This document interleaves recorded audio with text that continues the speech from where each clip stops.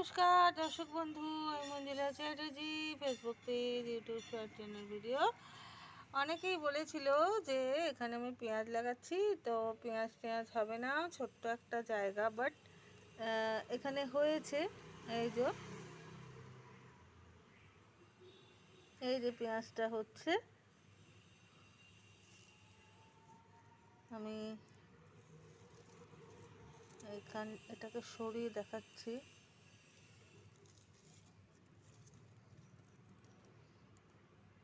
ভেতরে পেঁয়াজটা হচ্ছে, তো হবে না কেন?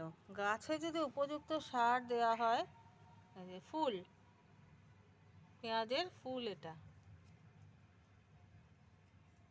এই রকম ছোট্ট ছোট্ট জায়গায়ও আমি কিছু ফেলি না, চাষবাস করি, এগুলোর মধ্যেও আসবে।